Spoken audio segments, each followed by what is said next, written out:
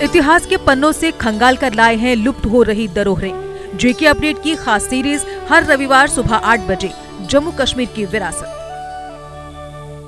नमस्कार, जम्मू कश्मीर की विरासत कार्यक्रम में मेरे अश्विनी गुप्ता की तरफ से आपका फिर एक बार स्वागत।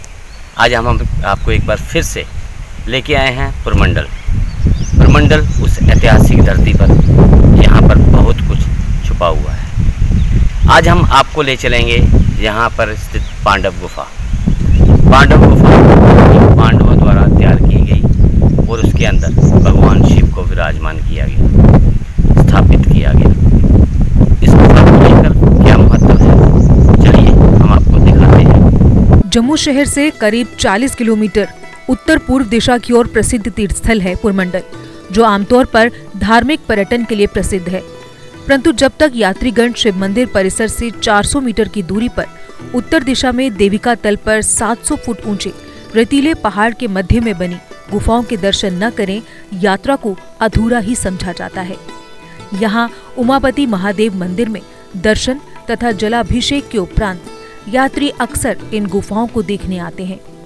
इन गुफाओं तक पहुँचने के लिए देविका तल से पगडंडी का सहारा लेना पड़ता है।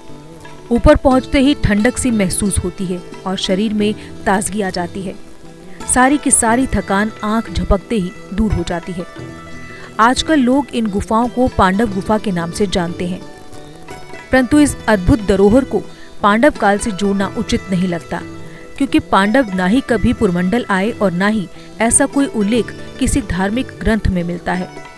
इस संदर्भ में स्थानीय निवासी जवाहरलाल बड़ू यहाँ महाराजा रणजीत सिंह का उल्लेख करते हैं, जिन्होंने पुरमंडल उत्तर वाहिनी को काशी में परिवर्तित करने का स्वप्न देखा।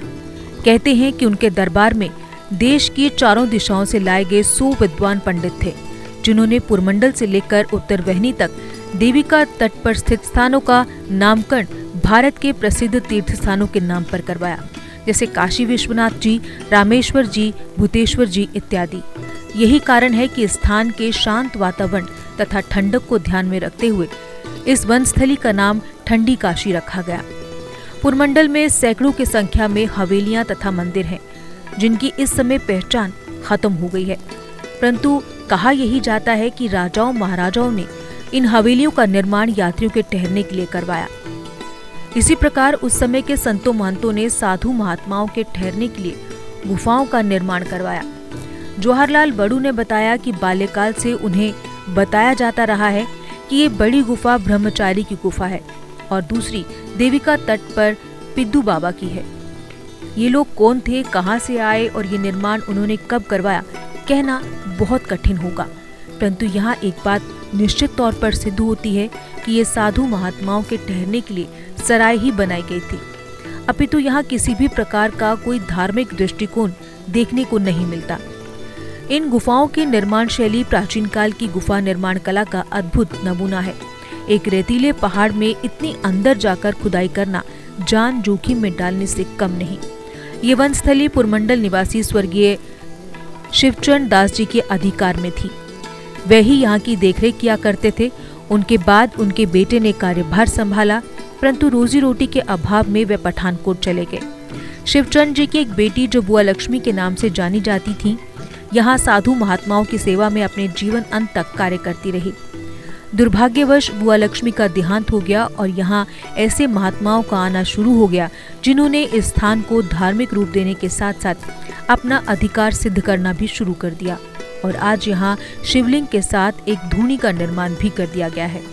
हालांकि स्थानीय लोगों की मांग है कि प्रशासन इस स्थान को किसी भी प्रकार की धार्मिक रंगत न देते हुए एक पर्यटन स्थल के रूप में विकसित करे। गुफा के नीचे की पहाड़ी को सीढ़ीदार पार्क में परिवर्तित करके देविका तल में कृत्रिम झील का निर्माण करवाए, ताकि ये स्थान पर्यटकों के आकर्षण का केंद्र बने और स्थानीय लोगों को रोजगार उपलब्ध हो। जी, ये जो गुफाएं हैं, पांडु गुफा और हनुमान जी की गुफा जो पुरमंडल में ऐतिहासिक गुफाएं हैं, इनके बारे में जरा इतिहास के बारे में बताएं प्लीज। ये गुफा कहते हैं कि हजारों साल ये पुरानी गुफाएं बनी हैं, ये आज के टाइम की नहीं है। ये कहते हैं कि इस जगह से जब पांडव जा रहे थे, उन्होंने इस जगह में जो विश्राम करने की आगे पीछे जगह नहीं थी और उन्होंने इस जगह में गुफा जो है बनवाई और जो है इसमें उन्होंने विश्राम किया था इस जगह में। और जो गुफा जो पांडव उसी समय से ये गुफा पांडव गुफा कहलाने लगी है। ये मंदिर से कोई कम से कम 200 मीटर की दूरी पे पहाड़ी के ऊपर है। और इस गुफा में आप देखेंगे कि बहुत प्राचीन है, ये आजकल के टाइम की नहीं बनी हुई है। आप इसमें अंदर आप जाएंगे, ऐसा आपको महसूस होगा कि इतनी ठंडक है इस गुफा में। पहाड़ी को काट के कैसे उन्होंने इस जगह में जो पांडवों ने गुफा कैसे तैयार की थी।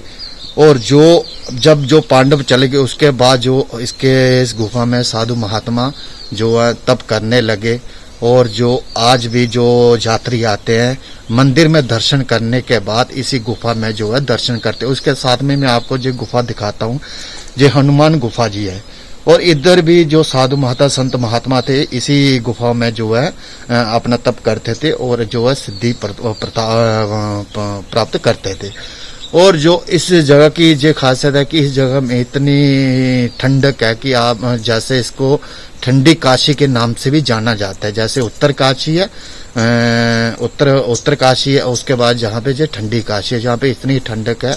और जो भी यात्री आते हैं इधर विश्राम करते, जब विश्राम करते हैं उनका जाने का मन नहीं करता क्योंकि इतनी ठंडक होती है। अभी इतनी गर्मियाँ चल रही हैं, इसमें अभी यात्री आते हैं और इसी जो जगह में बैठते हैं और विश्राम करते हैं।